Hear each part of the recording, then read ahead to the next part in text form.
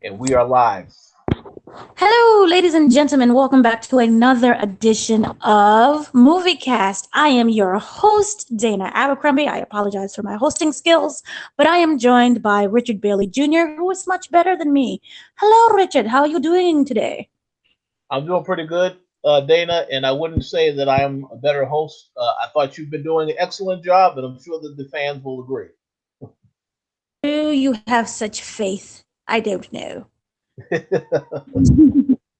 Very interesting, interesting.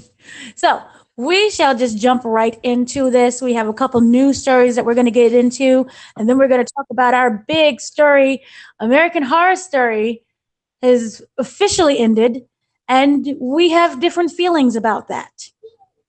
So let's just jump right in on what we have to talk about real quickly, and that is we just got news that the Arrowverse is expanding and that we're going to finally meet Lex Luthor.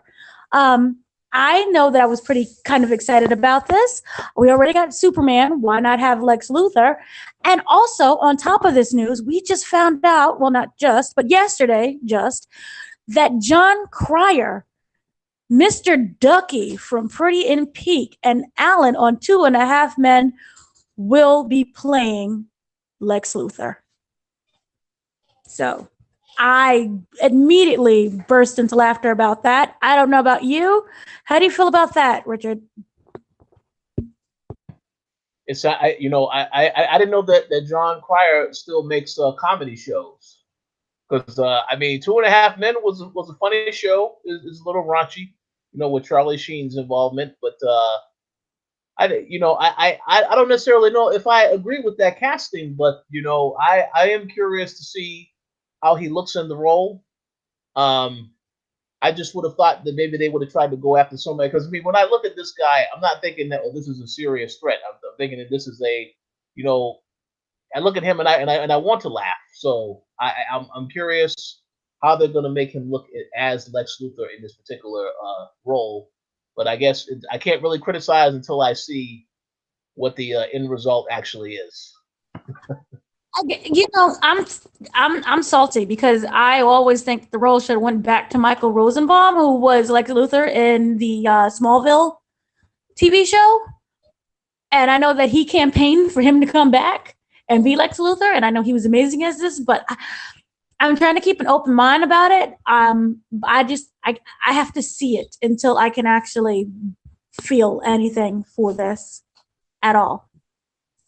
Yeah, I do remember that other actor you mentioned, and he was good. He was good in that role. So I don't really know who made these decisions in terms of the casting, but yeah, we definitely have to see how he does because again, this is a guy that I know him mainly from Two and a Half Men, and don't get me wrong, the character he played on the show was a funny character, also a freeloader, the way he tried to use his brother and stuff like that. But I just find it hard to really look at him and feel intimidated.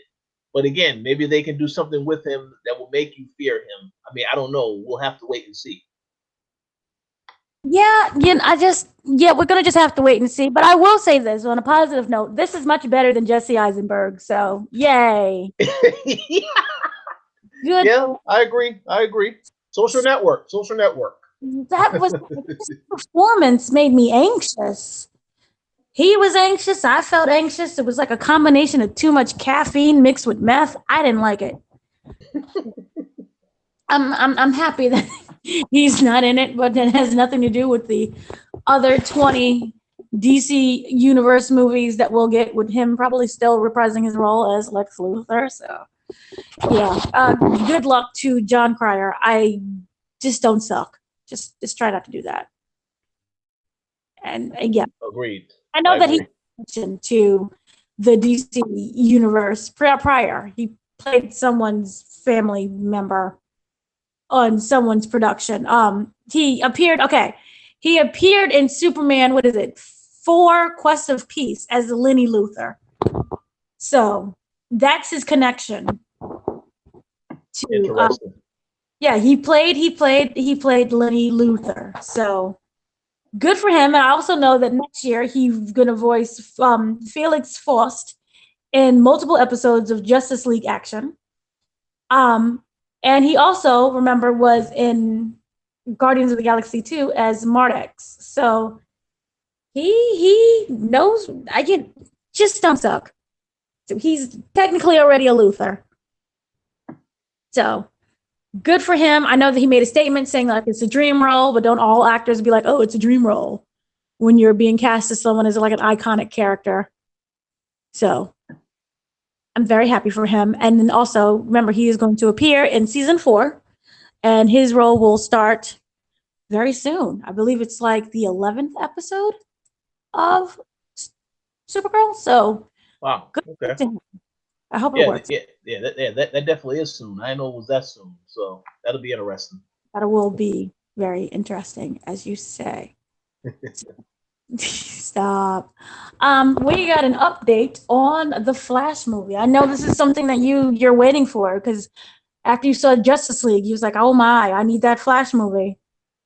Actually, that's Gary's favorite movie, the Justice League movie, because he tells me about it every day. I know he has already got his tickets to see Aquaman. So no, that's all Gary, not me.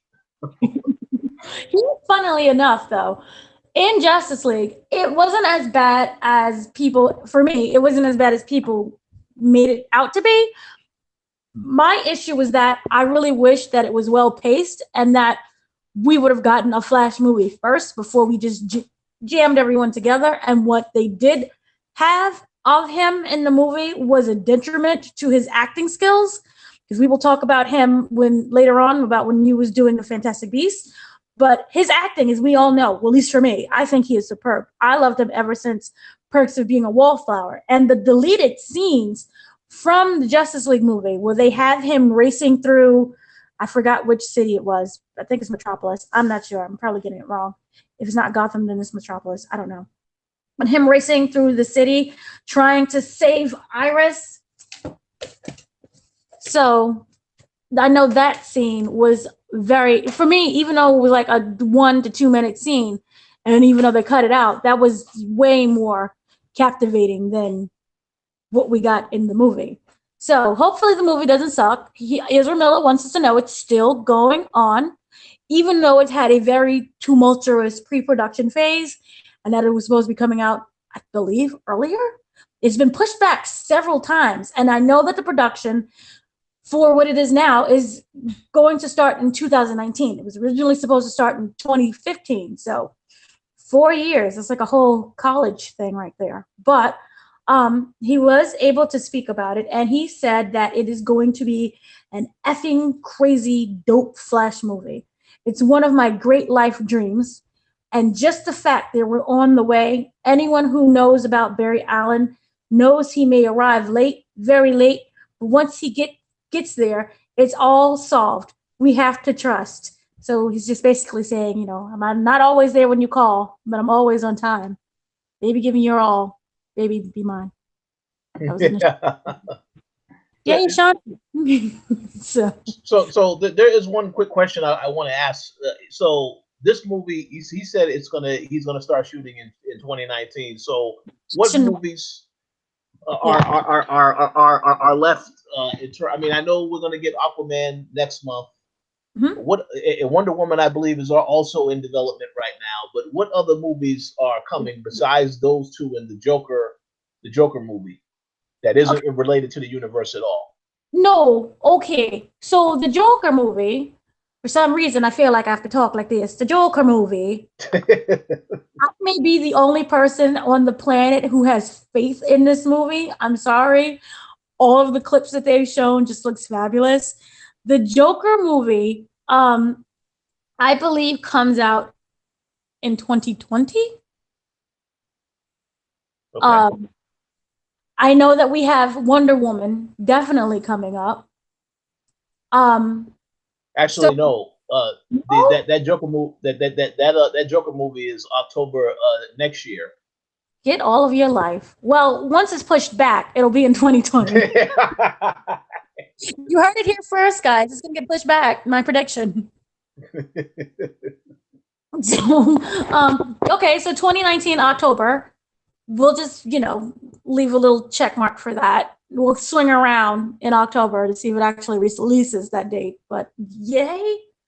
Remember, we're getting several Joker movies, so it's not just his Joker movie. Oh yeah, that other one is probably the one that you definitely is going to get delayed by a couple of years with the ones. Yeah. I don't. And then remember, we were supposed to be doing the Batman solo movie, but that was a mess. Yeah, well, I have heard that is still going on, but I don't know what's going on because I know Ben Affleck is having some serious issues that he has to deal with. Yeah. I don't really know what's going to happen with that movie. Yeah, but so you are right. So October 4th, 2019 is the Todd Joaquin Phoenix Joker movie. Remember, guys, it's going to take place in the 80s. And Martin, here's the thing where I'm kind of also looking forward to this. Martin Scorsese is producing. Yeah. So it's going to be interesting. Crazy. Like, don't know about you, but I'm kind of like expecting this crime drama. Yeah, I actually am looking forward to that, and I really enjoy Joaquin Phoenix. I enjoyed him in The Sisters Brothers. So I absolutely will see this movie. And of course, the girl from Atlanta is also in this movie. I have a bit of a crush on her, so I'm gonna definitely see it for her too. So you heard it first. Richard is stalking Zazie. Is it Zazie? Miss B, be careful. Yeah. But yeah, we're getting that one, and that's supposed to be a gritty character study that serves as a cautionary tale, and also it'll have like feelings of Donald Trump during the 80s. Oh no! Uh-oh. Oh yeah. And they did not confirm whether or not it's going to have any type of origins to the Killing Joke. Okay. And remember, Alec Baldwin dropped out. Yeah, I do remember that. Yeah. So that's one. And then remember, we're also getting the Jared Leto is reprising his role. Yeah. And we're going to get that one. And then also remember, we're going to get Jared Leto in Suicide Squad 2. Oh, yeah. Yeah. So we're getting Suicide Squad. So there you go. That's a DC movie, another one. So we're getting this Suicide Squad 2 movie. Remember, everyone was angry. Even Jared Leto was angry because he was like, they cut out a lot of his stuff. So we're getting that. And he's going to, according to David Ayers, he's going to be, still in there and possibly one of the main villains. Well, it's a spinoff, so he's going to be a villain in period. So, yeah, there's a lot of DC. And then remember, we're getting Birds of Prey with. Oh, yeah. Harley Quinn. So we're getting a lot. I think we might be fine if they take a break from Justice League 2 and Batman solo movies and any other one. I mean, we have Wonder Woman 2 coming up too. So we should be all right in that aspect. Absolutely. So I know, don't worry. But according to Ezra Miller, the Flash movie is going to be incredible and it's going to blow everyone away. And that he is very excited for it to release. But he's saying, be patient. He's basically pulling a Captain America. Be patient. It'll come. Be patient. So good for him. I hope it works out. One of the interesting things that kind of dropped this week was the long-awaited trailer for Fighting with My Family. Now, I got into this debate whether or not it's the second trailer or it's the teaser. If the first trailer that dropped that we saw, like a year ago, I would say, which was that small snippet scene with The Rock talking to Paige and her brother about the promo. Not sure if you remember. Yeah, I do remember that one. That was in that, I believe that that trailer was brief. They did have some of that trailer in the new one though. Right. This is why I was like, no, it's a teaser, but people are like, no, it's a trailer, and I'm like, you can't have a trailer with just one scene. But They recently dropped, I would say, the full trailer, or if you want to still argue, the second trailer for Fighting with My Family. It is a movie that is based on WWE's superstar. What do you call them now? Divas? No, you can't call them divas. Is it just superstar? Yeah, superstar. I don't know why you can't just call them wrestler, but superstar, entertainer, wrestler, Paige. It's about her family. Her entire family, if you don't know, they're basically all wrestlers. They come from England, and it's about Paige's journey and her family's journey to, being signed to the WWE, and Paige ultimately being who she is now. See, what is it? Sarah Jade Bevis is playing Paige. I think that the trailer so far looks really interesting. I like it. It's really funny. So I think that this will be something that's pretty good. And those who are Game of Thrones fans, Lena Headey is playing Julia, who is the mother. So I kind of like how this is turning out. It looks really fun. The Rock is playing The Rock, so it's not much of a stretch there. And he is one of the mentors to Paige, and he helps her along the journey. And you'll meet other cast members who are now doing that as well. I kind of like The Rock's approach on like being motivated and his type of promo style. I don't know how long he is in the movie. I know that he was one of the producers. So he was heavily involved in the whole project. During the time period of filming, this was during when Paige went through her possible drug problem, and also during the whole releasing of the new videos and pictures. Oh yeah. Unfortunately, yes. Yes. So that should be really interesting. And, it's one of those success stories. I don't know whether or not it's been updated to include her life changing injury. For those who don't know, she was kicked in the head. Was it the head or the neck? I think it was. I'm not sure if it was the head or the neck because I forget that video footage. I just know Sasha Banks was involved in that injury. By Sasha Banks. And she already had, it's not Sasha's fault. It was one of those accidents that occurs in wrestling. And she ended up having damage prior to that, throughout her whole wrestling career. She's had damage to basically her spine and stuff. So she could no longer wrestle. So I don't know whether or not it'll include that. But for those who are interested, it will release on February 22nd, where it will go up against How to Train Your Dragon. Whoa. And anyone who's seen the How to Train, many people are like, oh, they're really interested with the whole How You Train Your Dragon because he's grown up now. Yeah. He's no longer a boy. He's a man with a full beard and hair. So, yeah. Yeah, I'm well. I just will add very quickly. I am definitely interested in this Paige movie. I did see the trailer as well. I do like that the father is also that actor that has been in a lot of those Shaun of the Dead movies. I like that guy. He's pretty funny. So Nick Frost. Yeah. Yeah, I think they did a good job with the casting. And then of course we also get the story of the brother that wasn't selected to be a part of WWE. So that is a story that I don't really think we've seen. I haven't really heard anything about that either. So this is my first time hearing that went down with the family. So I'm looking forward to seeing that.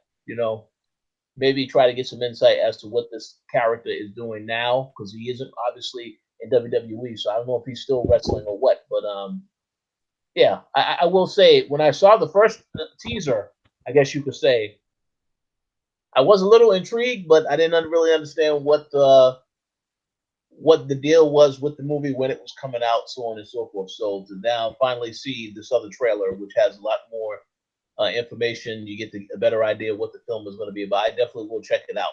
So, and I think that the young woman who they chose to play Paige, I think that was a very good choice, based on what I've seen so far. So we'll see how the finished product turns out early next year. Yeah, yeah, it'll be very interesting. And I got the actress name wrong. The actress is Florence Pugh, Pugh. I don't know how to pronounce that, but she Okay. looks convincing as Paige. I liked how everyone looks, Yeah. so it should be very interesting. And the family looks like hilarity and a mess, so that should be interesting as well.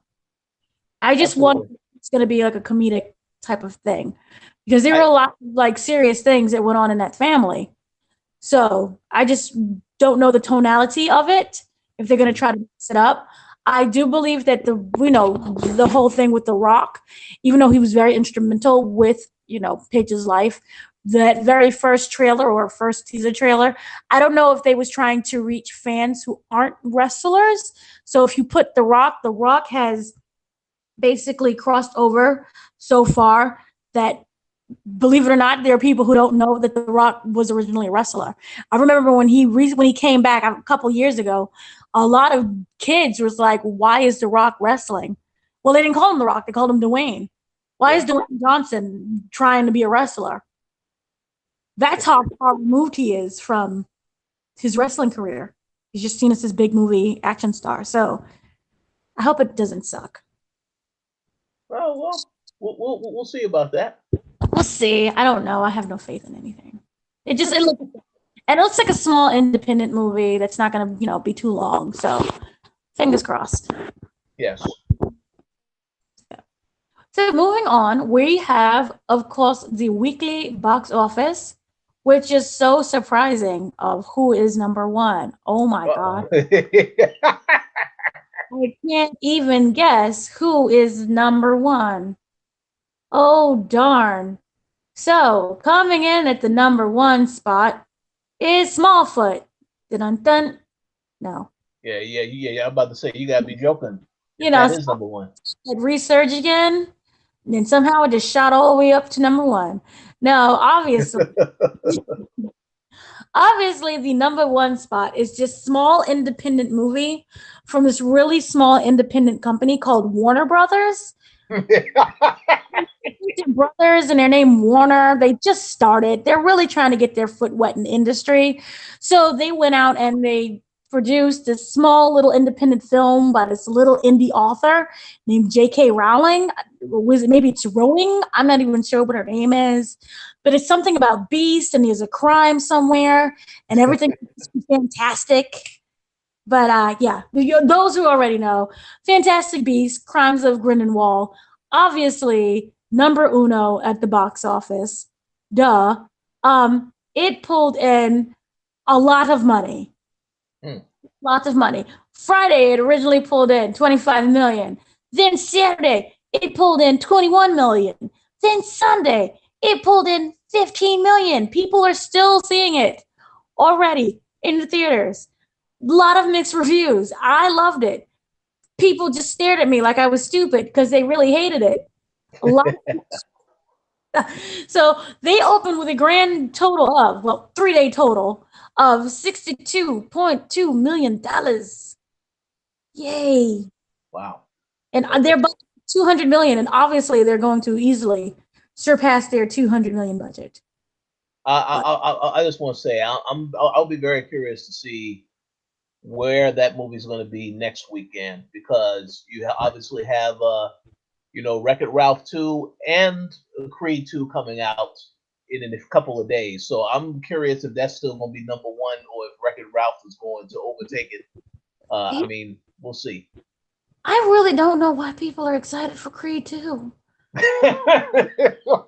No, it's the same. Adrian, but it's like the next generation of Adrian. It's literally the same movie. It's the same rehashed movie. But no, let's go see Creed 2. Yay. Um, yeah. No, I think Fantastic Beasts will probably still hold on and surprise people because, it's Harry Potter and people are fanatics when it comes to Harry Potter. Yeah.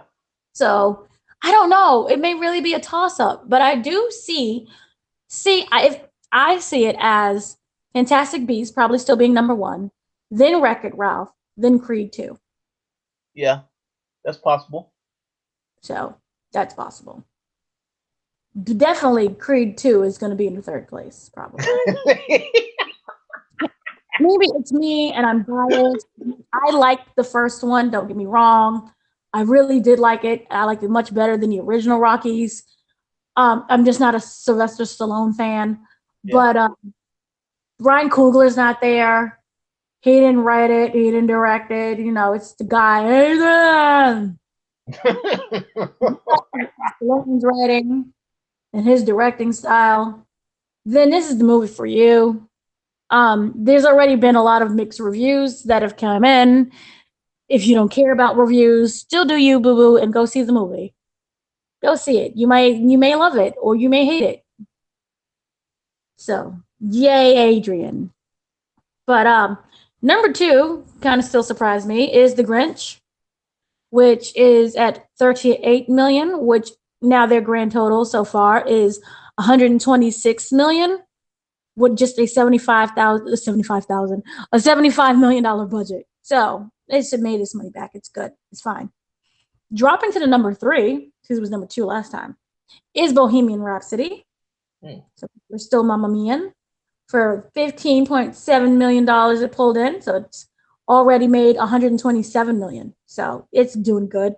Instant Family, which is a movie that we'll talk about.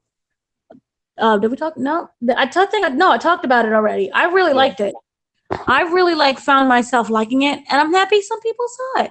It came in number 4 with $14.7 million, which, you know, it didn't make its money back yet. 48 million, and that was the budget, but it'll get there. I liked it. Widows is still popping out some tickets with 12.3 million for like their debut. That's their debut. Oh, that's really sad. Yeah, that's kind of sad. So they debuted at the number 5 spot at 12.3 million. You know, we'll see what happens next week. Well, hold on. Which movie was that? Widows. Wow.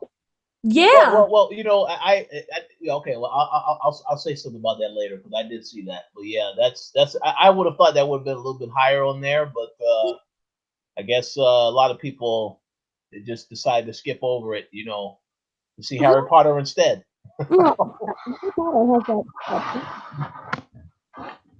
Yeah. So I'm not completely surprised, but yeah.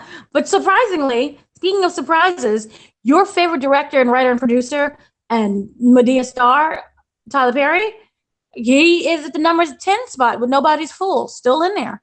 Well, he needs to drop from that spot because Million. the movie is not. You know, maybe it's only people here in Atlanta that are going to see that movie. I haven't heard of anyone still seeing that movie, so I find that to be very interesting. But no, it is still in there. Shockingly enough, Venom is still there, even though it's at number 11. People are still seeing that movie. It made 1 million. Go. I guess it's still in a few theaters. It's not in the theater that I go to here anymore, so that's interesting. That's interesting. A couple theaters here, it's not at those theaters anymore. So it is at some theater. I don't know which theaters though, but yeah, that's interesting. Still selling. Wow. I'm really shocked that A Simple Favor is technically still pulling in money. Wow, really? 30,000. Number 37, but it's still pulling 30,000. Don't laugh. It's a weird movie. I thought it was a good movie. I mean, I enjoyed the twist in the story. It was, you know, it works as a parody. It really does. If you just look at it through the prism of it being a parody of thrillers, like psychological thrillers, then it works. Yeah. If you don't look through it through that prism, then you're going to be just violently angry. So it worked. It works. So yeah, that was the box office. Any thoughts on that? As you said, I don't really think we're surprised about Fantastic Beasts. I know people were like when I ordered my ticket to the movie, you're able to see if you go to AMC and I'm assuming other theaters, if you order the ticket in advance, you can it has the theaters that have reserved seating. You're able to see what movies are sold out. This movie obviously was sold out. Widows. I didn't see that movie sold out all weekend, so I'm not surprised that it's lower on that list. I guess it's not particularly a movie for everybody, I guess, but yeah. The Grinch, the Grinch, I definitely could see why that movie is still in that top list. Um, but yeah, as I mentioned earlier, I'm very curious to see what happens with this next week's box office because, like you said, Wreck-It Ralph. I definitely could see it in the number two spot, but I will be surprised if it surpasses and reaches number one because a lot of people I know, as soon as they saw that trailer, they were like, "When can I get the tickets?" So I'm curious to know if that's going to hold over because, and then I also know other people who avoided seeing Harry Potter. I mean, to say the Fantastic Beasts because they heard of the bad reviews. So now that the movie is making money, maybe they heard by word of mouth that there was some other fans that enjoyed it. They may go see it. I'm not sure, but I do know it's going to make more money. So it will still be in the top three. It's just a question of where it's going to be at on that list next week. But overall, I'm not disappointed with anything I heard. I am surprised that the Tyler Perry movie is still in the top 10 because I don't think the movie is good enough to the point where it should still be in the top 10. So Hollywood need to drop some more quality movies because you got to knock the bad ones off this top 10 list. This is like in the MPDs for video games where you see certain games are still on there because there is not a lot of other titles out. So hopefully, we don't. That's not in the top 10 next week, but we'll see what happens. That's cool blooded. That's just and I have like a weird theory. I think that Crimes of Grindelwald might still be number one next week because even though I'm in New York City and I think like New York City is just the answer to everything in the world, so we control everything. Yeah. We were crippled by a snowstorm on Thursday and literally Ah. was out on Friday just because the pure trauma of 6 inches of snow that happened on Thursday that paralyzed an entire tri-state area. So it might. This is why I'm feeling because no one could make it to the movies during the weekend due to the pure trauma of the snow. That everyone might flock come next week. Wow. Later on, yeah. So That's a very good point, and I'm surprised that New York is now Georgia when there's only 1 inch of snow and everything is canceled. So that's very interesting to hear it this. was literally ever 6 whole inches destroyed like lives that day. Buses just didn't run. People were like falling out in the street. It took me 3 hours to get home. Wow, that's ridiculous. Because I was sending him pictures. He was like, "Oh, this is so pretty. I want to play in the snow." I'm like, "No, we can't operate. It was the worst experience ever." No, we sucked when it came to snow that day. But yeah. So moving on. Speaking of the Grinch, a little birdie told me that you saw something about this green guy who maybe had a dog and a. I'm not sure it took place in like a village with some who's. Does Yeah. that sound familiar to you? Do you know what the birdie was talking about? Yes. Yeah. Yeah. I do know what the birdie is talking about. I did go see the Grinch. I initially intended to see this movie last week before the show, but I believe I saw some other movies instead, and that was the same weekend that there was a couple movies in the box office. So I knew that there was something I was going to have to wait and see. Yeah, I saw Overlord and what is it? The girl in the spider's web. I saw those last week. So I finally did get a chance to see the Grinch this week, and overall, I thought it was a pretty good movie. I mean, it's a good little cartoon for kids. It really hit home that the character was feeling a sense of loneliness, and also because his Christmas did not go the way he anticipated when he was a kid, so he wanted to take out his anger and frustration on everyone else that was celebrating. And I thought the message of the movie was great because it's not so much about the holiday; it's about you know spending time with others and really being able to feel free and just sit back and not be because I mean the character of the whole movie is a very lonely character. You felt it. So and the thing about it is that it's not really about the gifts or any of this other stuff. It's about being around others and just enjoying your time with them. So I thought that was a great message to deliver. They did have this little thing where the little girl who was the main, like one of the main characters in the movie, her mother also felt lonely. So I kind of thought they were going to do something where the mother was going to get with the Grinch, but of course they didn't do that. Now, obviously, if this was a different type of movie, they could have went that route. I appreciated that they didn't do that. But yeah, it was just that it was comical and a lot of comedy in certain moments, a lot of the things. But at the end of the day, it delivered a great message. So I definitely I can see why it did so well at the box office. Um, I will also add that I was also interested to see this movie because I know that Tyler, the creator, created one of the songs for the movie, and I am a fan of his work. So when I heard the song that he did for the Grinch, I thought, oh yeah, hey, this is a really good song. It's a nice little catchy song. Because I know Tyler is normally this guy cusses up a storm on these albums. So I was a little surprised to hear that, but yeah, I thought it was a great film. I was a little surprised that of the company that was behind it because I thought this was a Warner Brothers, but no, it's Illumination. Oh. Um, so and of course I love what they do. So yeah, I have to say I enjoyed the movie overall though. Definitely would recommend it if you have a little kid that wants to go see it. Definitely go take them to see it, and they may get something out of it. I just want to add that Tyler the Creator Grinch song is jamming. It's my Yeah, jammy jam. yeah, it is. Good. It is. I was surprised. I was surprised he even got they offered that because again, his music is a lot different. It's definitely not for kids.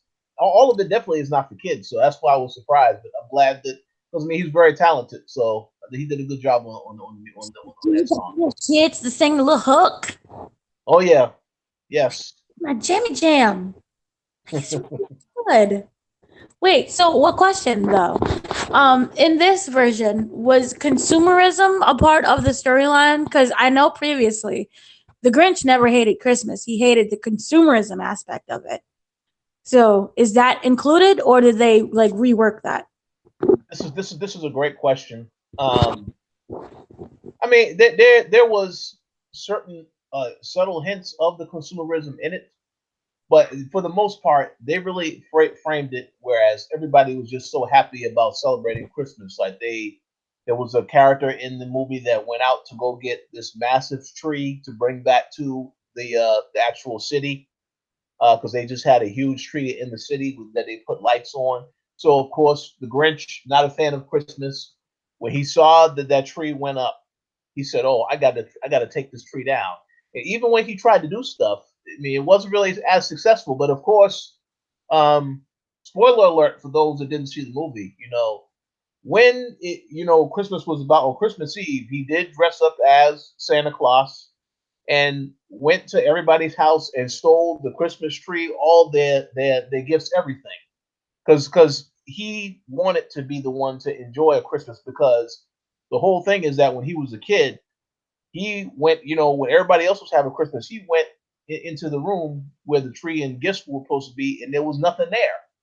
So he felt like, well, I want to enjoy Christmas, but I need to steal everyone else's Christmas for myself so that I can enjoy it. So you can say consumerism wasn't there because he figured by getting the gifts and all this other stuff, and because he wanted to see everyone else feel the same way he felt when he went into his room and he didn't have a tree or any toys. So you can say, yeah, a little bit of consumerism wasn't there, but it was more so about he wanted others to feel the pain he felt. And he didn't want them to get any happiness, so he decided he was going to go about things the wrong way. But then at the end of the movie, towards the end, he realizes that it's about more than that. And he came to terms with the fact that he's a very lonely character, and he wanted to put himself out there. And at the end, he did get invited over the little girl's house because they had a gathering at the end where he was able to sit around with everybody. They had a Christmas dinner and stuff like that. So that's what it was about. And as I mentioned, I like the message because I know a lot of people, they may not necessarily have family, or they may be lonely people by nature. So this time of the year, it's very tough for them. They don't really like to do anything.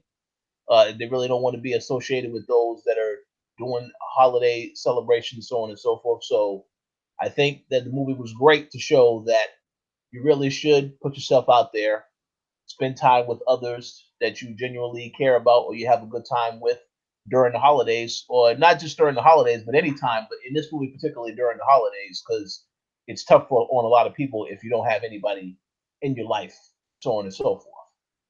So I think they did a good job. Again, definitely recommend it for those that have kids. They want to check it out. Aw, that's kind of sweet. I didn't know if they was gonna go like an up thing where like there was a Mrs. Grinch and she died during Christmas. Oh well, hey, hey, they could have did that, but they just kept it about he was always with his dog, doing stuff for the dog. He did get the dog a gift later on in the movie, which was nice. That was good to see. But he had a very good relationship with the dog, and yeah, Mm, well, that's good good. movie, good movie. It looks very pretty too, so that's good. Oh yeah, yeah. They did a good job on it, so I definitely recommend others check it out if they're interested. Yeah, that's good. Anything else did you see, Mr. Bailey? Yeah, so I also did see Widows. Oh.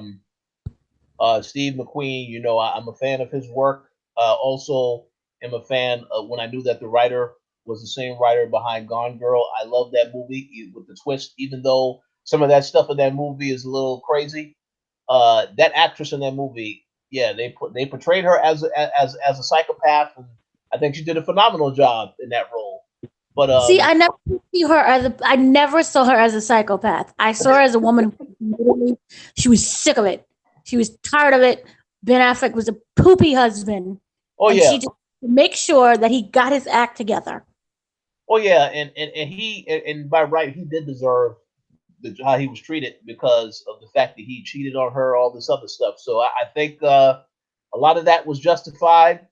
Um, but I also like about that movie how they did humble her as well, because even when she did him wrong, and then she went to that, I believe it was like a hotel or something, and the people stole her money. Yeah, so I like how they humbled the character in that movie because they needed to humble her. She was a hot Um, mess. A couple things backfired for her, but she was a hot mess. Absolutely, absolutely. So, as for widows, for those that don't know, I mean, you already know. I believe Dana spoke about it before. It basically is about there is a group of guys who they basically do a lot of different heists, and supposedly they do get killed. Supposedly they get killed, as Dana mentioned. So their wives are the ones that have to pick up the pieces, and obviously Viola Davis is the one that gets contacted by what is this guy's name? Paperboy. I'm trying to remember the name. Henry, Yes. You Brian, said Brian Tyree Henry, correct? Brian Tree Henry. Okay. Yes. Yes. Well, Mr. Henry. Um, this guy does an exceptional job as the I guess you could say the antagonist in the film, and of course Daniel Kalugala. Um, I really now the Daniel Kalugala character was just very very violent, very very brutal. And I like that that character got what was coming to him at the end of the film. I'm not going to spoil that for those that haven't seen the film yet, but pretty much, uh, these guys come after Viola Davis and they tell her that you have to pay the $2 million debt that your husband failed to pay us, because he stole the money. So now she is basically having to get together with these other women to plan, to pull off this final heist that her husband was going to pull off. And essentially, they have to try and get on the same page. Obviously, Viola Davis has never done anything like this before. In terms of, well, her character has never done anything like this before. So basically, puts her in a vulnerable state that she has to now embrace this much more darker side to get the money and pay the debt. So what I will say about the film, because I don't really know if I want to, spoil too much for those that are interested in seeing it. I really do like, uh, how they portrayed her character, because obviously she had she was married to Liam Neeson. They also had a son, and unfortunately something happens to the son. So their relationship, obviously, the story that you're told is that the relationship drifts apart over time, and there's a lot of things that are just unforgiven in terms of how they operate. But when this incident goes down, she believes that her husband is dead, so she definitely wants to repay the debt. And while she's going through this process, she learns a lot of other things she did not know about her husband, including the big reveal that happens later on in the film. Um, Mm? yeah, I don't want to spoil anything for those that I think should see it. But I just want to say Viola Davis is an excellent actress. I really like what she did with the role. I found it funny how in a lot of the scenes she brought the dog with her everywhere that she went. So essentially, the dog was a character also because the dog also discovered other stuff by virtue of being there. And it was funny because as I was in the theater watching this, when she was bringing the dog to these different locations, people were laughing. They were like, "What the hell is the dog doing there?" But then you understand when you see later on that the dog discovers something, why the dog was there. So I like how they did that with the dog. Um, a lot of the other actresses in there did a great job. Uh, I will admit that I am a fan of some of the other people that weren't in the movie quite as often, like John Bernthal. Um, I like that actor. Unfortunately, he was not in the movie for that long because he was one of the people that supposedly got killed, in a part of the gang. But overall, I just think it was a great movie in terms of, just because again these were characters that no one really anticipated they would be able to do any of the stuff that they did in the movie in terms of pulling off the heist. So I'm glad that they decided to take this direction with the film. I thought it was a pretty good heist film. And again, I love how they portrayed the antagonist in the movie. In the movie, I did want to see, obviously, Mr. Henry. I wanted to see him pay the price for the stuff that he was doing, but obviously, he did pay it. In some respects, he still got what he deserved. But Daniel Kalugala, yeah, this guy was absolutely brutal in this movie, and I am glad to see what happened to him did happen to him, even if probably something a little bit more violent should have happened to him at the end of that movie. But I was glad to see that he got what he deserved. He was just a loose cannon with all the stuff that he was doing to all these people in this movie. So, but yeah, a good movie Uh, overall. I'm curious to see what Steve McQueen does next, what Viola Davis does next, and they had an excellent cast also. So we shall see what comes from this. But yeah. that is true. It was a very interesting movie. I won't go into as many spoilers as you did. Sorry, people. It's like, Um, nope. Oh, he did go there. Oh, he did. He went there. Jeez Louise. But yes, very good role, very good movie. My only issue is that Gillian Flynn, who is the screenwriter for this, who also did Gone Girl and Sharp Objects, it's on HBO. Her writing, I think, is fantastic, but it tends to be a wee bit formulaic. So those who are familiar with her other works would kind of see similarities in it. Yeah. So certain things that were supposed to be Well, impactful didn't have that kind of impact had I not seen her previously. you know, you Yeah, you actually make a very good point because if you've ever seen Gone Girl, for those that haven't seen it, don't spoil it. yeah, I don't want to spoil it, but yeah, what happens in that movie and the reveal that happens, this is very similar to, it's very similar. I'll just say that. So yeah, I see exactly what you mean, and you are correct about what you said. Yeah, so that was the issue kind of that I've had. So she needs to just work on not being formulaic in that aspect. But the acting was amazing. Everyone involved was just very good, and I truly enjoyed it. And Viola, she's queen of everything. So for me, she's great. She basically was Annalise Keating during the whole, we got to get our stuff together, making plans and leading the team. But Absolutely. my issue is for me, maybe because it was focused on for so long, I felt that once they did the job that they were supposed to do in terms of how they got the money, it happened so quick that I was expecting this long drawn out thing. So So that so so you mean like a movie like say Set It Off, where when it happened, well, it was very dramatic, and some people didn't make it out of the heights. You were saying you expected it to be more intense and more. it to be more intense. Like the whole time I was waiting for something to happen. And the thing that did happen, you know, like I said before, it wasn't that impactful because I've seen Jillian's previous works. Yeah. Kind of like, oh, I know she's I not going to do this. Did she do this? Yep, she did it. I will say this. I agree 100%, and I will say this without giving any spoilers. As far as what happened, um, I am a little disappointed with the result of what happened because Really? this well, I'll just say this other individual is I'll just say that this is a very active um character. So I was expecting there to be a little bit more action. Action. That's it. But but yeah, it wasn't. It was so. It is what it is. But yeah, it's still a good film overall.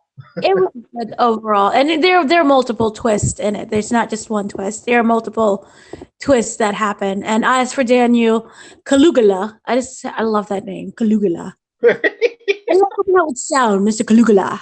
Kalugula. So as for Daniel Kalugula, he really impressed me with his role here. He was just kind of like, you ever see like those movies where like the bad guy, but he's cracking jokes as he's like killing people. Yeah. So Hmm. that whole there's a scene that happens with a rap battle, Yep. essentially, like a whole rap thing where he's like just hilarious, even just with like his facial features, everything that he does in it. Like he truly embodies that little role, and I like the nod that they gave out to Get Out with him talking to that woman who happened to be Caucasian. Yeah. It was a nice nod. I know my theater was like they lost their mind when that happened. Very lively bunch. But yeah, Widows, yeah, I'm happy that people who did see it did go see it. I really think it should be higher and not number what 10. Yeah. It should be higher. I think you said it was number 7 or 6 or something like that.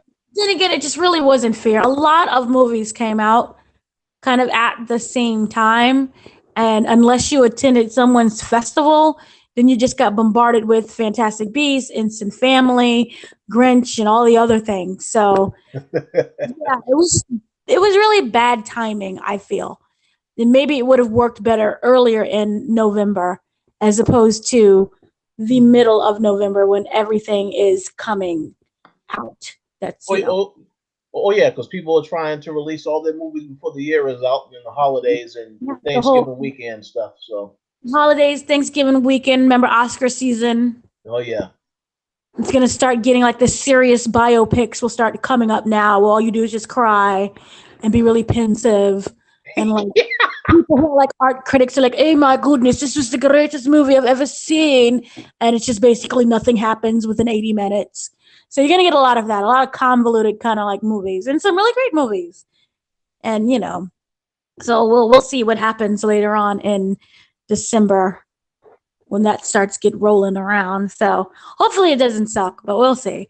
As for me, I was able to see a couple of movies. One of the movies that I was able to see was it's called Tyrel. Um, it is about this movie. The movie is about this movie. This movie is about this guy named Tyrel, who is played by the actor who was Easy E in Compton, Straight Outta Compton. Oh yeah. Mitchell. Oh my gosh, I don't know why I'm blanking, but Jason Mitchell something. really just blanked. Basically, so it's this guy named Jason Mitchell. That's the actor. He played Easy E, unforgettable role.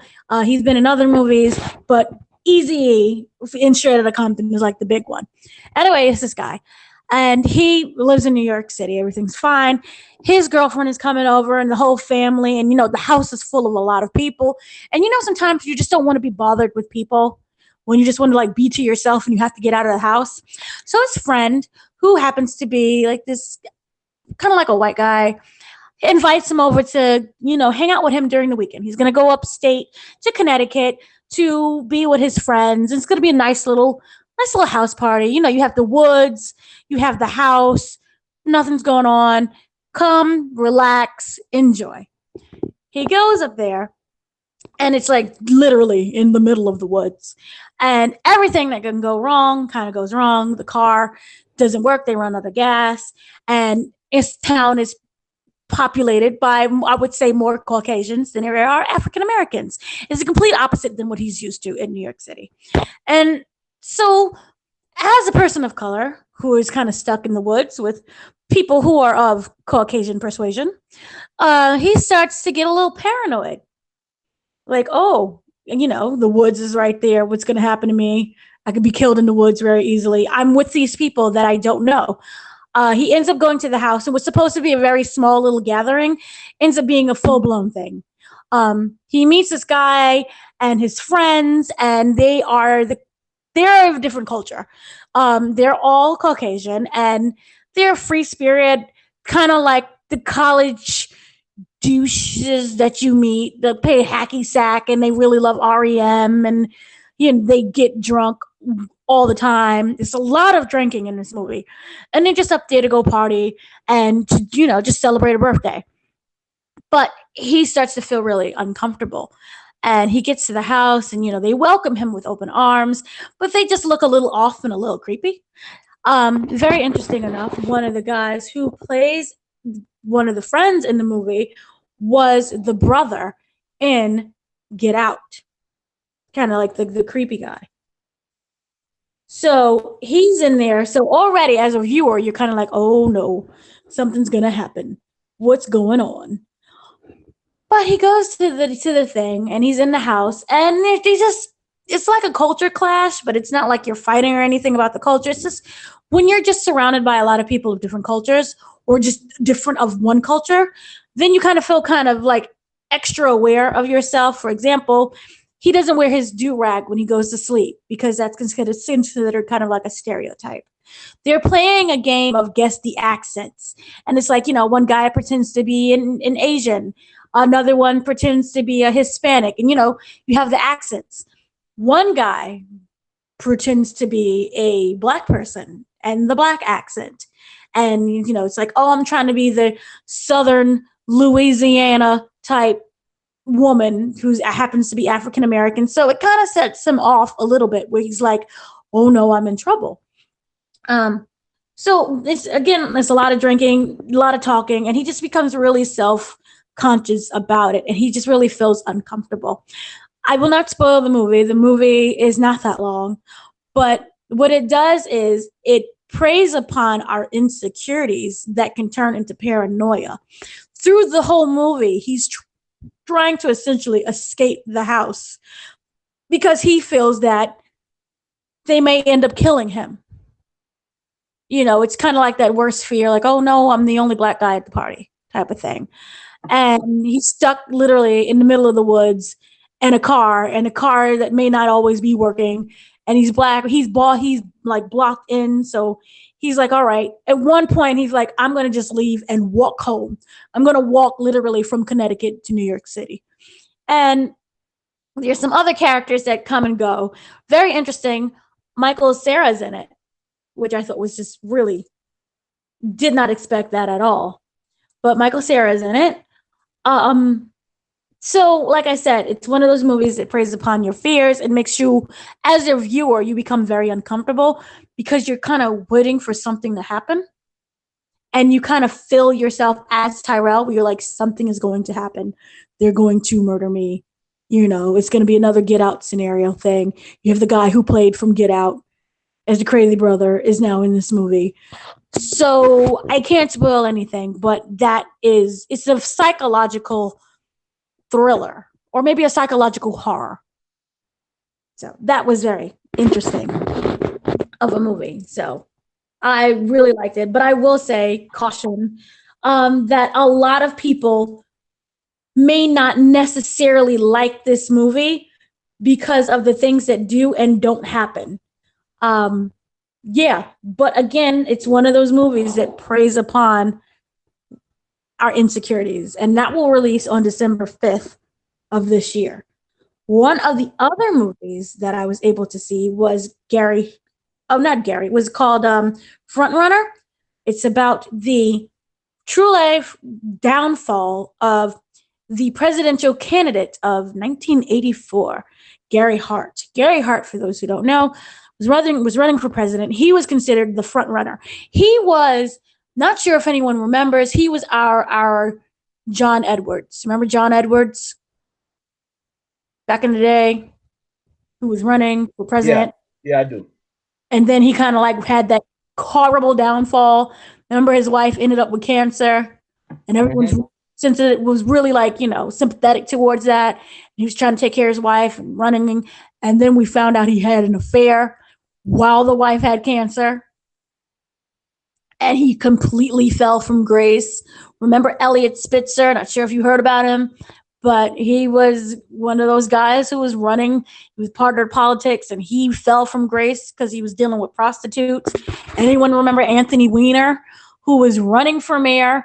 Was right the front runner where people was ready to vote for him. He had a really strong campaign, and then he just couldn't stop showing his ding dong to underage kids. Yeah. Now he's in jail.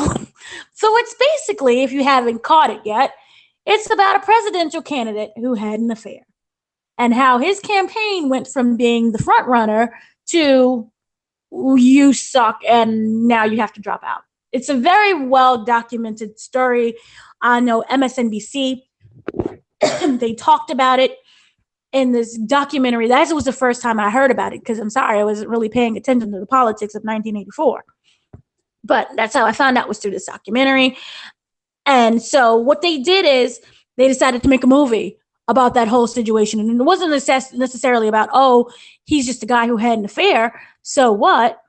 This was right during the time when journalism, like yellow journalism, was picking back up again, when they would follow presidential candidates, and they wanted to know about the person as a person. What do you like? What is your family like?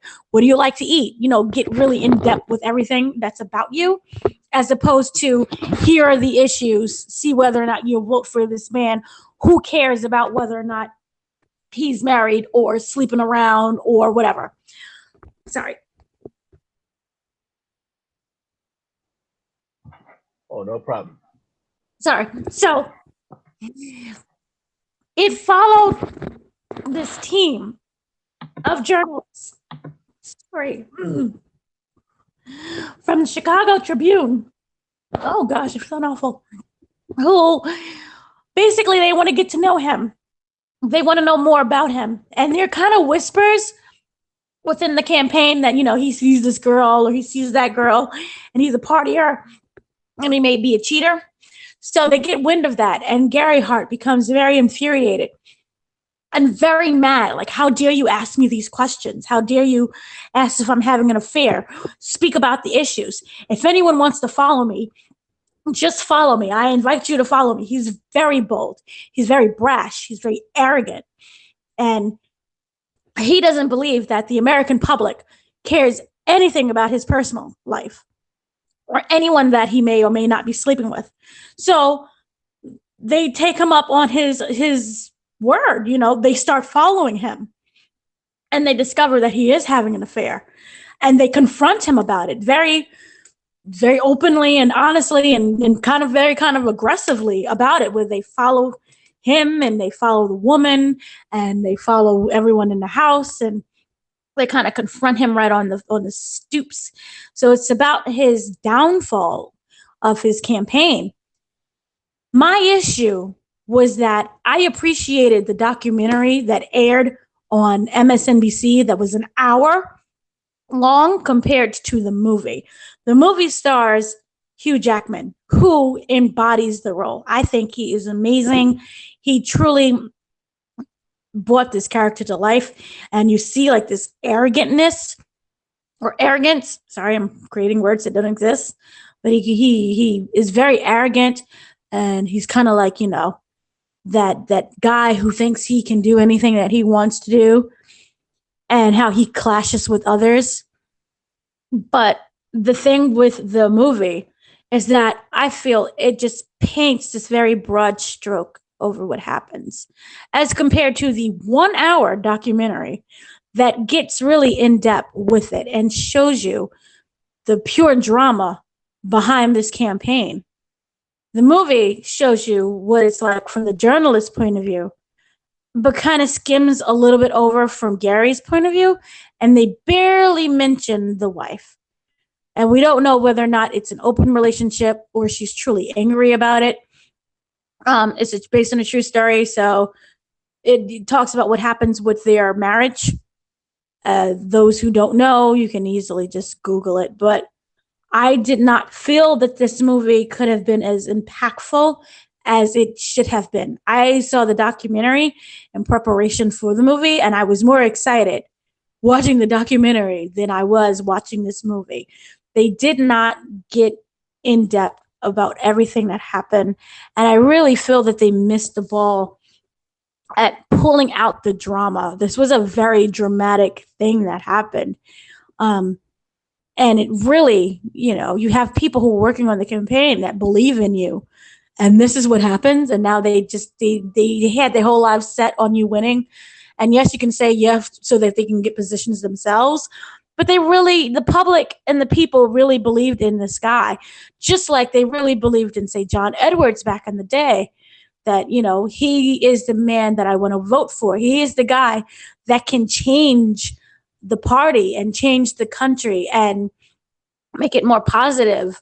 And, he felt that he was standing up for their American values. And he seemed in the public to be very personable. Like, you could just come up to him and, have a cup of coffee with and a bagel, and he'll just welcome you to the public. But even though he was a very brash and bold man to the journalists when it came to that. So my issue again was just that they really didn't show all of the sides that happened. And also, this was one of those moments in journalism where we truly started to focus on politicians' lives, their personal lives, as opposed to just covering up for them.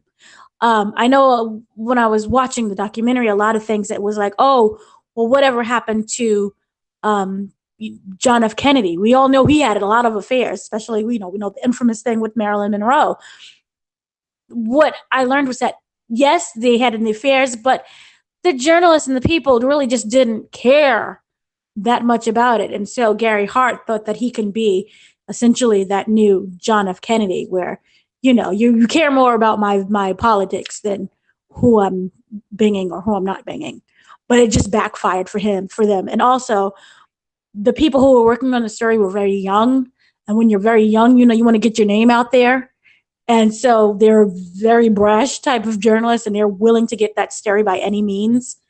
And they do, but it just, for me, it just didn't have any type of substance. It didn't have that body that I really wanted to see. So, unfortunately for me, I think that it's just better if you watch it on Netflix or whatever streaming device it decides to come on, instead of paying your money to see it in the theater. Go Now, see it. And now, sad was that it was written by Jason Reitman, who is an amazing writer. So yeah.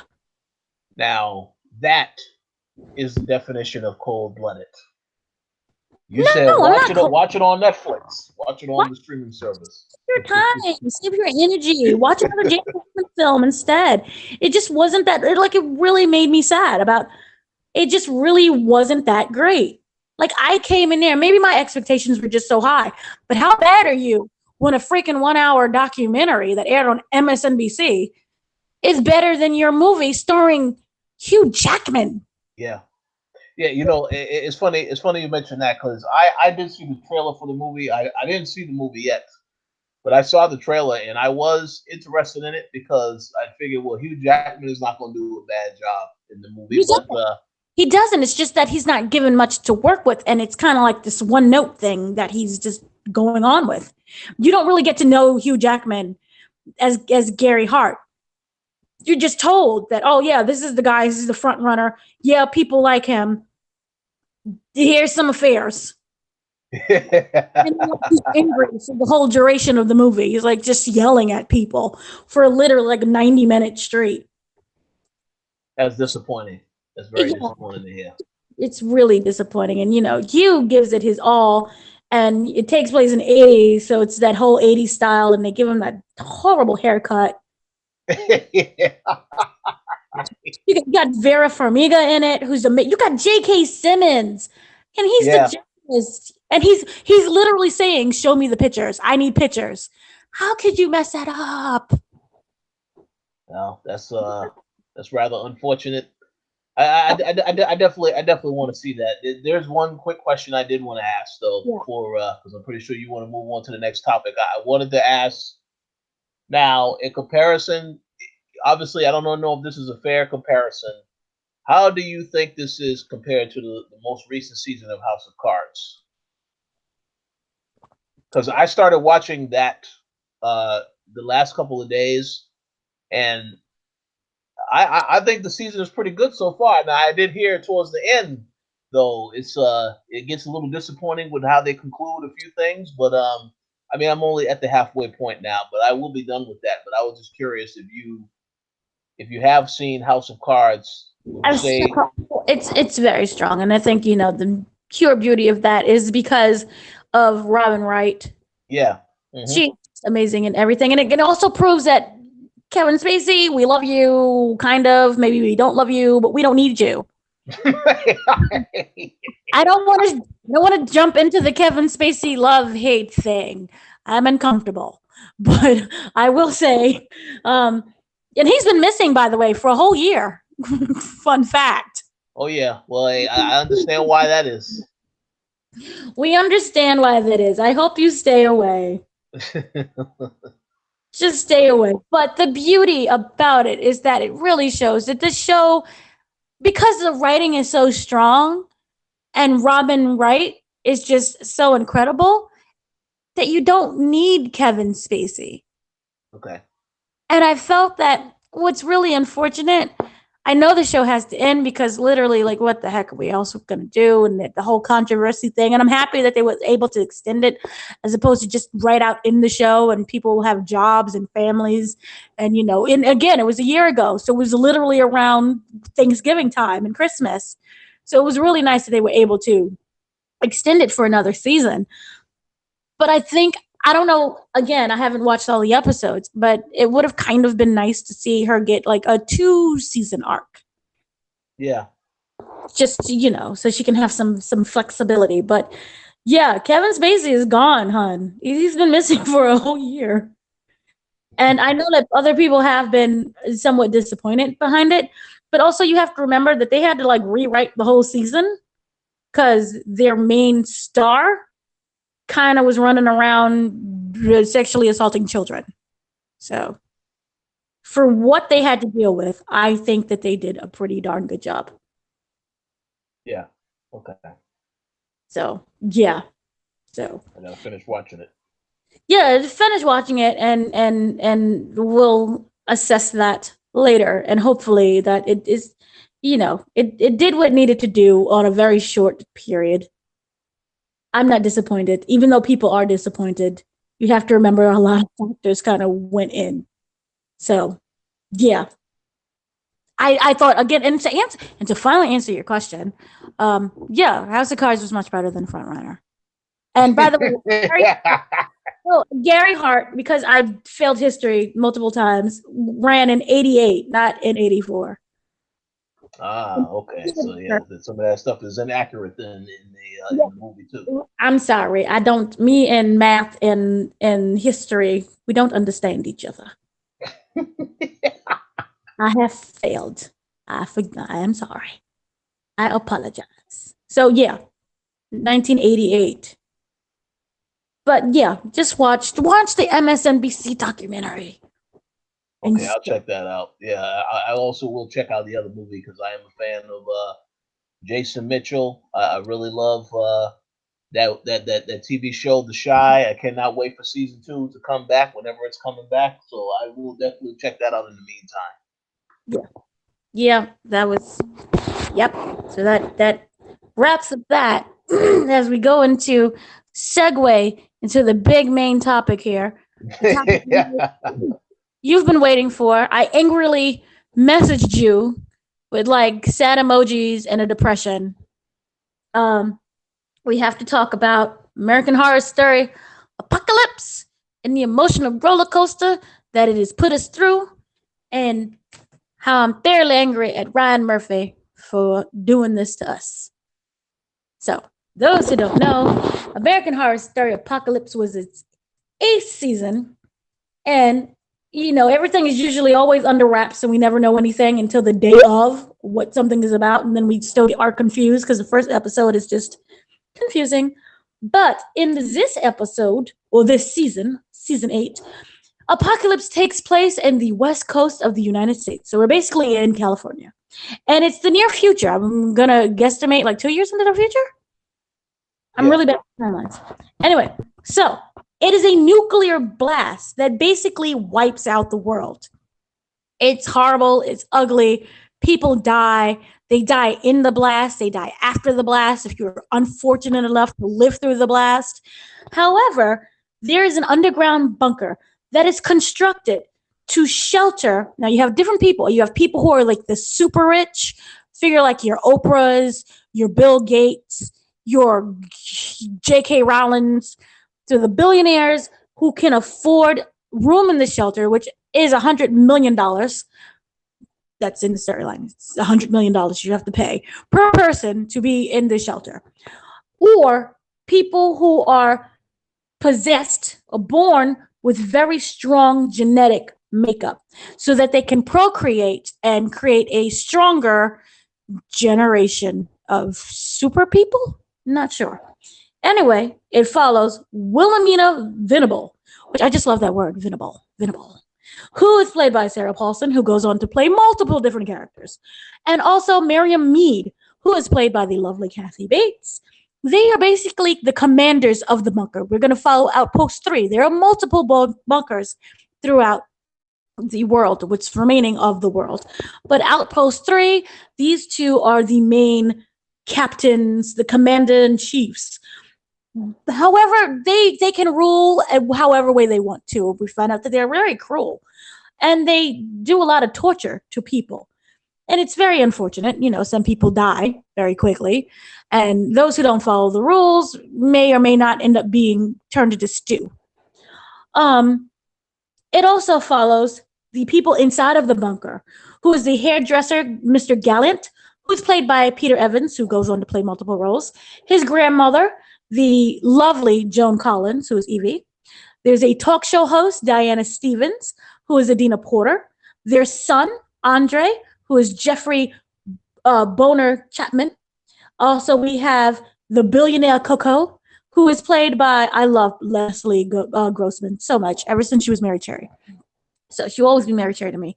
Her assistant Mallory, who is Billy Lord, aka the Carrie Fisher's daughter, Debbie Reynolds' granddaughter, rest in peace. And also there's a couple called Timothy Campbell, who's called Alan, and Emily, who is played by Ash Santos. They all, they live under this bunker. They're forced to wear these ridiculous like 1800, I filled history, so maybe 1700 costume, like the costumes with the wigs and the makeup and the whole Beethoven type music. And we are soon greeted by Michael Landon. Michael Landon, who is played, oh, he's so lovely, by Cody Fern, who I'm convinced is also the embodiment of Peter Evans. They're the same person. It's just so fabulous, and their acting is just amazing. But we'll get into that later. Michael Landon is assumed to be the Antichrist. He comes in, he has all the power. Many people are very scared of him. Miss Venable and Miss Mead is very kind of like, they bow to him. They're very scared of him.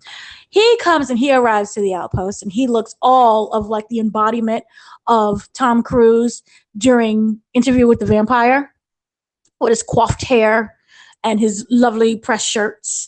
But he comes in, and he's basically head of the operation, and he decides that he wants whoever is the highest of the high of the pure bloods, whoever he decides to be pure-hearted or pure whatever, that he wants to take on and make them into, I would assume, maybe his servants. They procreate and live on after the apocalypse. Whoever does not make it will obviously be killed off.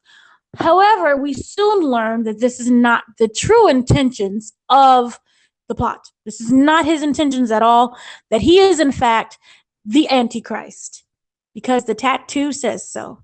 So he's the Antichrist, and he is trying to destroy the lives of those he deems to be unworthy and those who wants to stop him of his plan of, I'm going to assume complete control of the world, because we don't exactly have a full plot over what his plans are. But we are later on introduced to the arrival of my heart and soul, the witches. Those who remember the witches from the previous, I'm going to say season 3, right? 4? See? 3? Yes, 3. It's 3. 3 from Coven. Mm-hmm. Coven, the wonderful, weird episode of Coven. Cordelia Good. Madison Montgomery, who is played by the wonderful Emma Roberts, who, God, she is just amazing. And she's like the best of the Roberts. Sorry for those who really like Julia Roberts and Eric Roberts. Yeah, because Eric Roberts, we know there. Myrtle Snow, who is played by Frances Conroy, as well as Zoe Benson, Queenie, and Misty Day. Remember Misty Day? Basically, they're there to rescue those in Outpost 3 and to reveal the true intentions of what's really going on. Instead, we get 99% backstory of the Antichrist and their battle, the witches' battle of trying to save the world and destroy the Antichrist, told all through the joys of backstories and confusing storylines and timelines. So, let's dive right in. How did you feel about this lovely season with only 10 episodes and 9 that they wasted away? Well, I will say this. I think that the show started off relatively strong. There was obviously a lot of questions that I had, and I had certain thoughts about the direction they were going to take it. You know, you introduced the two characters in the beginning, the young man and the young woman, and I actually thought that those two were actually the kids of the character from season 2, the Asylum. But obviously that was not the case. So I would assume if they decide to do some type of story with aliens, they will bring them back in the future. So we'll see about that. But as for this particular season, I think that when they made the decision, well, when Ryan Murphy made the decision that he wanted to Clash, basically do a crossover with the Witches, a lot of people like that idea because they really love the Coven season. So in theory, it sounded great, and then of course you think about the whole theory on the apocalypse. All of these things sound fantastic, but the execution in the end, I think there was some definitely some issues with how they executed. Now, one thing I want to say that is positive, I very much love the fact that they went back to Murder House, and I very much love the fact that they wrapped up the storyline, all of the stories about what was going on with the family that was in that house. Because when I started watching American Horror Story from the very beginning, I still think that that first season was excellent. Um, and of course, some of the other seasons after that was still pretty decent. But I really liked that first season because that was my entryway into the series. So I'm glad that they went back and they explored what happened with those characters. And then while we all figured that they all had a bad ending, they gave every single character in that house a happy ending. So I like that. So that's a positive note. Now let's go to the negative stuff now, shall we? Um, the whole thing with Michael Landon is I know they wanted to portray this character as the Antichrist. And he had certain flashes in which he appeared to be a badass, where you just look at the character the wrong way and then he would set you afire, that type of stuff. But then you have this character constantly dependent upon the one character that he felt was like his family figure, which was, of course, the robot character, also played by Kathy Bates. Um, I felt he was way too dependent on that character, and then even when we see later in the season when the character is eventually killed by the witches, um, when the character finally is killed, it's like okay, that's fine. You want to know how is he going to react? Well, he spends the whole episode moping. Oh, I don't know what my purpose is. I don't know what I'm going to do because I was relying heavily on this other person to tell me what to do. So I thought that the way they handled the character was very disappointing because this is supposed to be the badass Antichrist character. But of course, I know we have to emphasize he is still a kid, still has a lot of growing to do, even though he is a fully grown man. But I just think that you could have handled that character a lot better, you know, considering what his purpose is, what he is meant to do. Now, the other thing I will say is in regards to how everything came to a head with the finale, because there's a lot of things to complain. So I don't want to spend too much time with just my complaints, because I'm pretty sure you're going to have some other ones. But the way they handled the character, down to how they essentially concluded the storyline, where you kept building this whole thing, well, he's going to go against the coven. And then he faces the coven in the episode prior to the finale and just takes everybody out like it's nothing. Well, it takes out the majority of them like it's nothing. I mean, I wanted to see a legitimate showdown between him and another character. Even the other character, Mallory, who is eventually revealed to be the one that can go back in time and prevent him from doing stuff. I wanted to see a proper showdown between the both of them. So I felt that I was very disappointed that we didn't get to see that because it felt like they were building towards that from the minute that he discovered that she was a witch in episode 3, I believe. Um, I was expecting to see that showdown, and the fact that we didn't see that was disappointing. Also, the fact of how they decided to take his character out at the very end of the season, where he seemingly, well, of course, she runs him over.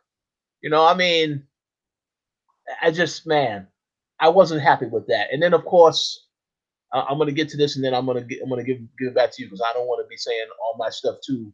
I don't want to spend too much time on my particular thoughts. But how they show what happens as a result of this character, I couldn't help but laugh. How okay, so the Antichrist, this guy didn't make it, he dies. So the events of the apocalypse don't happen. We fast forward to the future, and then you see the other two characters that were introduced in the first episode, who, of course, they're playing different roles. The actor and actress, they're playing a different role. They get together, they have a kid, and the kid, obviously, this is the next Antichrist. But yet, when you introduce this character, that their son as the new Antichrist, it's the exact same image that we already saw of the other Antichrist killing the babysitter. I was like, I'm pretty sure you could have shown that another way that this is the new Antichrist. You didn't have to go back and show this is the exact same thing happening, but this time it's a different kid. I was a little surprised with that. I laughed when I saw that. Like, come on now, man. And then you have the people show up to his house right at that time. It's like, yes, we've been looking for your child. He's very special. So I was a little, I thought that was a little lame. But for what it's worth, I will say I did enjoy the cast of the season. Um, the actor who played Michael Landon is also in House of Cards, so I'm glad to see he's getting a lot of work. I think he's a pretty good actor.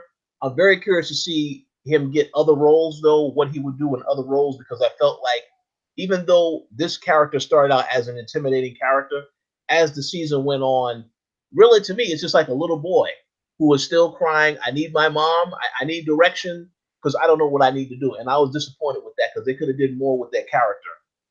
But it is what it is. But those are a few of my complaints. I'm curious to hear what yours are now. Okay, so here's the thing. I was upset, but it was for entirely different reasons than how you was upset. Okay. I didn't mind the end. I didn't mind the end at all because I thought it was perfect. Like, what other way can you end something that's a prophecy?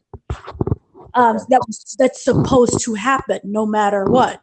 So I really didn't have any issues with that. My issues came from the fact that it built me up and tore me to pieces because it just seemed like instead of taking a serious route with this movie, this TV show, that it originally started out as very serious, something that was going to be very grounded, and it just turned into an episode of Dumb and Dumber. I didn't like the whole comedic, ridiculous aspect of it. I felt that what started off really strong, they just didn't know what to do anymore, to the point where they was just didn't make any sense. Michael Landon as Antichrist, I love him. I think he is an amazing actor. I was slightly confused a little bit because remember they introduced the Rubber Man? Yeah. Mm-hmm. The beginning. So you saw the crossovers. We had crossovers with Hotel, we had crossover with Murder House, and we had crossovers with Coven. I would have argued that we were going to get the crossover of Asylum with the aliens, but obviously everyone was wrong with that. I felt that, it kind of started off really strong again. Like I said, with the Rubber Man, and then the Rubber Man ended up being Michael Langdon. I'm Michael Langdon, I believe, which I thought was a callback to his father. Because remember, Michael Langdon is the son of Peter Evans, who was Rubber Man, and Connie Britton from Murder House. Yeah. And so I thought that was a really lovely callback. It's like father and son, and being the Rubber Man, and then he has the ability to basically control minds and to make you see illusions, things that aren't really there. Especially how the whole Joan Collins character as the grandmother. She plays multiple characters, but as the grandmother died, I thought that was really smart. I thought it was innovative. And when they introduced Mallory and her powers and how everyone was kind of confused, remember she was a gray. And those who are gray are basically servants to those who have the $100 million to live in the outpost. You need someone who's going to service them. Mallory was a gray. She was somebody that was considered a throwaway, a nobody, so that she can pine over, the other characters. And when she kind of has that confrontation with Michael Langdon, and we see the fire that just shoots out, all of a sudden, we're like, oh, she's something that we don't know is. I initially thought that she was an angel. This was before we introduced the witches. So I thought that this was going to be a battle between Angel and Antichrist. Yeah. The story of Michael Langdon, even though it was 99% told in backstory, I appreciate it. Even he being kind of a very dependent boy. People don't remember, Michael Langdon is a child who has the ability to age fast. Just because you can physically age quickly does not mean you mentally age. If you remember in the backstory, he was the boy, the end of Murder House. He was the little boy who killed his nanny and was holding the knife and was like covered in blood. Yeah. And the grandmother, who was played by Jessica Lange, raised him because remember, Connie Britton died during childbirth. And the husband, who wasn't the father, already died. And then Peter Evans committed suicide a while ago. Remember, everyone was already dead in the house and they just didn't know it. But the thing is that, so remember, he was a baby. He was a toddler who was running around killing little nannies, and he was killing all the animals. He would bring in his like presents. He has another dead rabbit. He has a dead crow or whatever. He was killing animals. Then he upgraded to people. Remember, he aged from a toddler, I would say like 3, to all of a sudden he's a teenager. It was remember, she walked in the room and found this teenager in the bed and had a heart attack. So he, to me, mentally was still a child.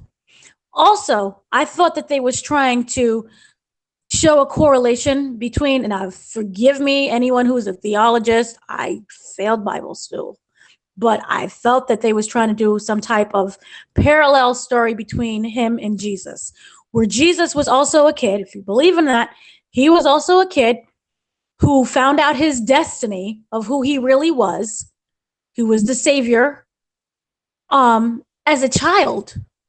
And to carry that burden, you don't know what you're going to do. So you have to rely on a lot of people. You have to guide me. That whole thing with, remember, Michael Landon was in the woods for those hours, or I think it was those 3 days. Yeah. Mm-hmm. The same way how in the Bible, Jesus went to the wilderness for the 40 days. Mm-hmm. And he had to figure out what the heck was going on. And he was like praying and talking to the angel, Michael, or whomever it was. Again, I'm sorry if I offended your religion, if I don't get this accurate. But that's what I thought they was trying to do with that. So him being completely dependent upon the woman who raised him, I don't really fault him for that. He was still a boy. So that was perfectly fine. What lost me was the whole, when they introduced Peter Evans' character again, but as the Silicon Valley tech. That was like, what in the flying heck is going on? And then you essentially learn that the apocalypse was brought by not because of some prophecy that you have to fulfill. This is why I'm okay with Michael dying. I don't think he fulfilled the prophecy to the point that it was supposed to be fulfilled. He got distracted, I feel, by the witches. He was angry at the witches because they killed basically Kathy Bates, who he viewed as his mother. He never viewed Jessica Lange as his grandmother or that type of thing. Even though, you know, he did what he did, and she cared for him. He never really had that connection. It was because he was the freaking devil. But remember, Kathy Bates' character came to him, "You're the devil. I praise you. I'm humbled before you." He never had that connection with Jessica Lange. Jessica Lange was like, "Oh Lord, just kill me now." What is going on wrong with my life? So, but with Kathy Bates, that was more of his mother. And you have a child, you don't know what to do. What are you going to do? "Mommy, tell me what to do." He was looking for that guidance. He didn't know. But he was essentially mad at the witches because they killed his mother, essentially. So it was, for me, it felt like it was this whole revenge thing to get back at the witches. And the world, through the whole apocalypse thing, just happened to be, you know, the result of it. It wasn't really something that was his main goal, which I originally thought when they introduced Michael Landon, because he came in there like he was, you know, he knew what he was doing. "I'm fulfilling my prophecy. I'm the Antichrist." But we find out he's just basically a boy who's mad at witches. So that's when you lost me there. Also, I like the fact that they brought back all of the witches, that they went and they found Misty. They went and they found Queenie and got her out of hotel. Yeah. No, that was basically Michael Landon. And they went and they got, I thought it was so funny that they got Emma Roberts out of purgatory, which was basically being in the mall as a clerk, saleswoman, and dealing with angry customers all day. That was funny. So from the acting standpoint, I thought it was very good. My whole thing was the script was just a hot royal mess. Oh, whoa. Yeah, it was a mess. They did not know what to do. Once they introduced the two Dumb and Dumber characters, who built Kathy Bates' character, whose name I'm forgetting, even though I just introduced the whole thing. Even though they built her, the Miss Mead, they really didn't seem. No one knew what was going on. You're setting off the apocalypse because you're angry at the witches. Then they introduced the whole warlock thing, which I thought was going to be really good. I thought we were going to have the warlocks, witches against the Antichrist, and then remember we had the voodoo aspect. They brought back Angela Bassett. So I was like, oh, this is gonna be amazing. They brought back Angela Bassett. Well, that's the other thing. Yep. Literally, we got nothing. We got it because the witches are trying to stop the end of the world, and he's just mad at the witches because they killed his mother. And I felt that fulfilling the whole prophecy kind of went completely out the window. And because the prophecy wasn't fulfilled accurately, that you had to have, they talked about it. It repeats. Remember, she said, even though they defeated him, which I thought was just very stupid. I didn't like it at all. I thought they could have found a much better way. I expected this big showdown to happen. Mm-hmm. Then her just going back in the past and that whole weird Anastasia crossover was just ridiculous.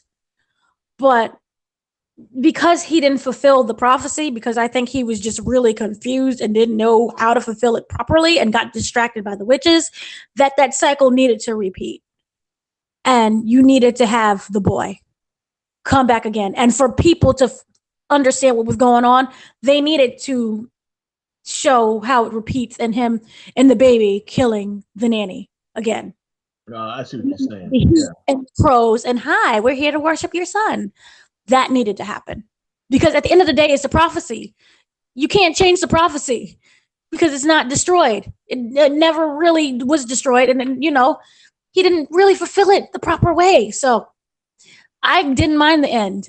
I just thought that it was stupid after episode 7. Then when I was like, oh, it's episode 8. We only have 2 more episodes. Where the heck are we going with this?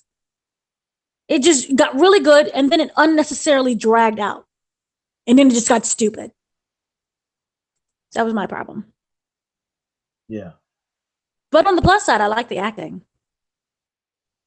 And then you had the whole Church of Satan thing, and that looked like something out of South Park. It was just awful. Well, I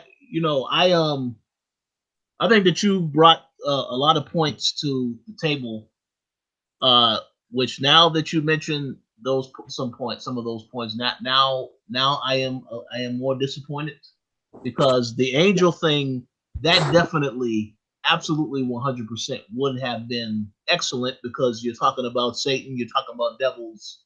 That would have been a great counter against him. So maybe they will consider that in the future because, of course, now they have a new Antichrist that has been established. And I do have a question about that I will ask in a minute. But yeah, that would have been great. And then, of course, you made the comments about the similarities with Jesus.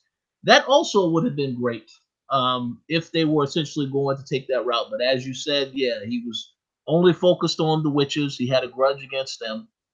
So essentially, he was misguided, misdirected most of the time, and he wasn't really focused on ending the world. He was being taken advantage of by the Silicon Valley guys because I do know they were controlling the robot, everything the robot was saying. So that's No, I thought that he knew that they was controlling the robot.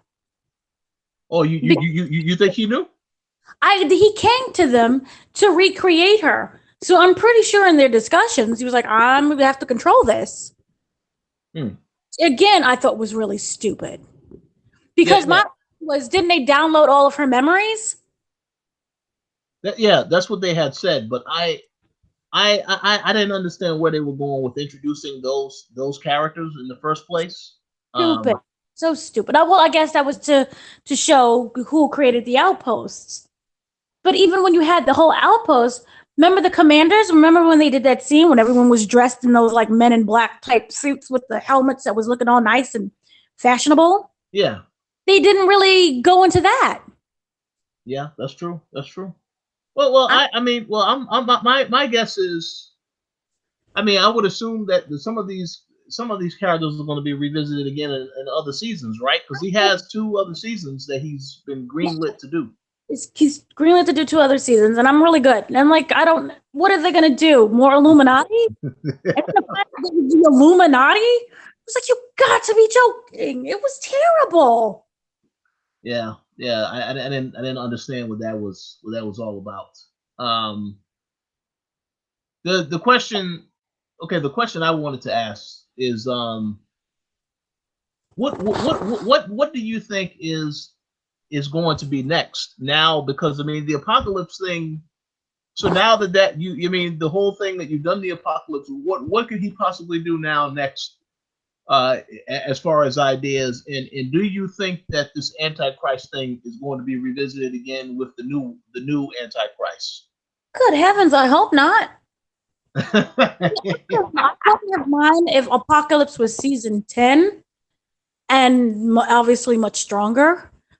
The thing with American Horror Story in general is that I have no idea what they do. They are just so freaking random. They have Roanoke, which remember is the reality show. Yeah. That ended up actually being about the witches in the Salem trial.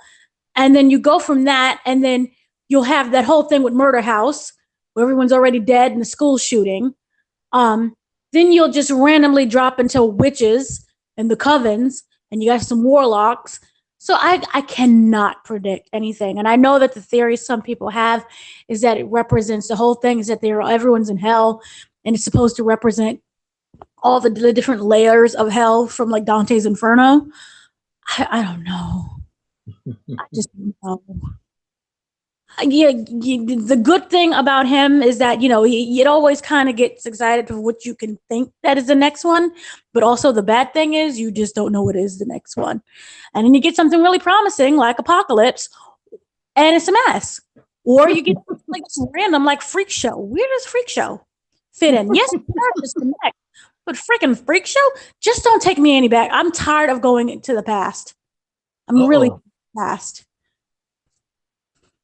A lot of shows was done in the past. I'm tired of the past. So stick more to the future. And even the timeline was weird with this. So. Well, yeah, I was confused about the timeline because I see the first episode. I thought that that's the present time, and then when the witches show up now, we're going back in time. So I was a little confused with that. I mean, I know they explained it towards the end. I finally figured out, okay, so now this is the current events. But the majority of the season was the backstory to get to the current events. So this is pretty crazy. Yeah. But at the end of the day, they do produce some really good actors. So yeah, they produce good actors, and they do an excellent job with the music selection for these shows. Mm-hmm. The show is of a high quality. It's just that, as you say, certain aspects have to be improved upon, especially with the stories, the writing. You have to have good writing. And I did not stick with all of American Horror Story because some of their stories are just ridiculously violent and kind of like Freak Show was like I lasted like the half of the season until it just got really crazy.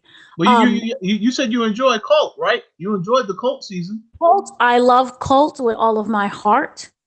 I truly love Cult so much. I love Murder House. That's about it. I didn't really enjoy the witches. I'm sorry. Like they just wasn't like that great to me. They was kind of like, oh, okay, witches. Peter Evans can do anything. But I wasn't a fan of Coven. I did not like Freak Show. I could not sit through. Once they pulled out the spiked dildo in Hotel, I was good. I did not watch that. Oh yeah, Hotel was interesting. I thought that was interesting. But I think Lady Gaga did an excellent job that season though. But I will say that show, yeah, that was it's all about the mm-hmm. a lot of sex, a lot of violence in that season. But it's I didn't have I had too many complaints. I just thought that well, yeah, the way they reveal who the killer is, it's like a lot of the stuff they do in these seasons, all these religious things, like the seven deadly sins and the 10 commandments. So it's all some religious stuff in there, but also the negative side of that. So I like that they explore some of this stuff, but yeah, they have to execute on some of the storytelling to make it better. Because even with the murder house thing, when they reveal who the killer is, when they finally reveal who is the killer, I was like, okay, and they explained it. I can understand some of the explanation, but I was still a little confused, as to why that person was the killer. But then, I thought about it more. It made sense, but it's a little convoluted, and I know everybody is not going to like the way they explain that how that person is a killer. But it is what it is. I just love my process of trying to understand that it was an anthology, because I'm like, how are you gonna have a season 2? Everyone's dead. Where would we go from here? Oh well, I guess they answered that question. Hopefully, in timeline, it makes sense. Yeah, no, I just timeline. Anthology and the fact that each season would be different. So I was just really baffled when I heard it was renewed for season 2. I was like, why? Yeah, they've done a good job. I would love to see the guy who plays the father in Murder House back again, Dylan McDermott, who I always get confused with Mulroney. But Dylan McDermott, I'm happy they went back to Murder House.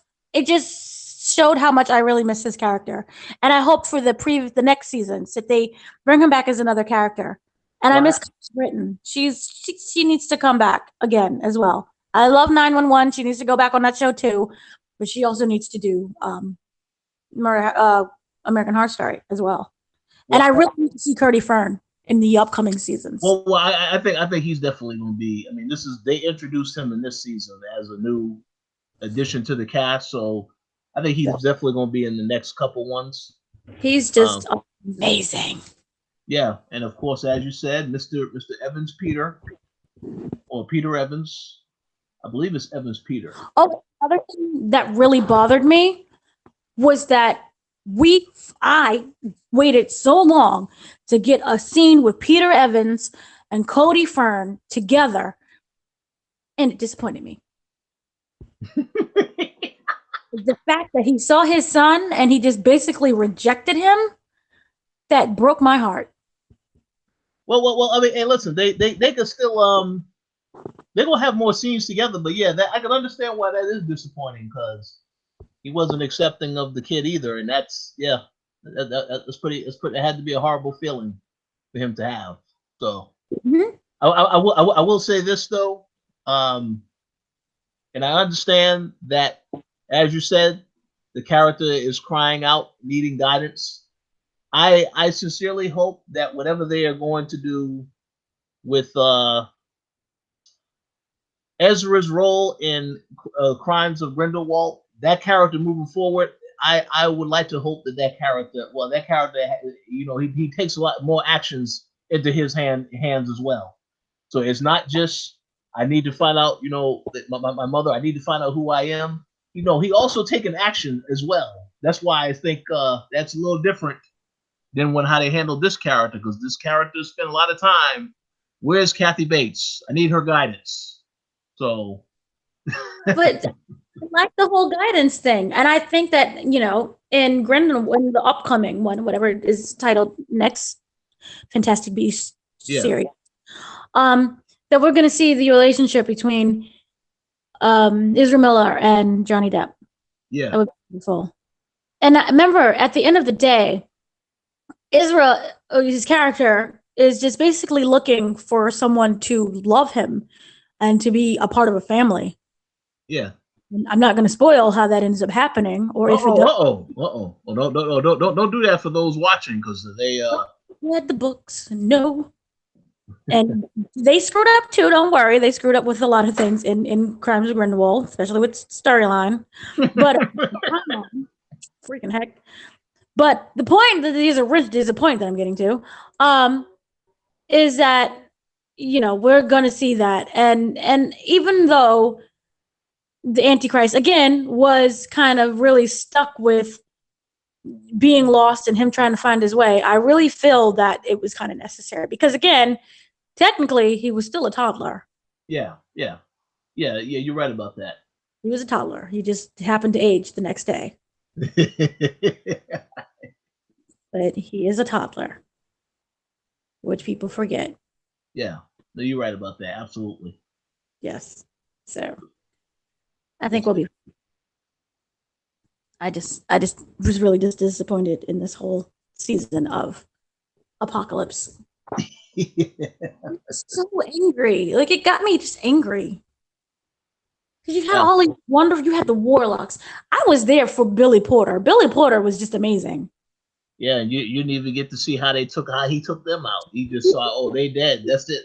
It's like everything. You spent 20 hours of him in the backstory and in the woods and him just being fussy.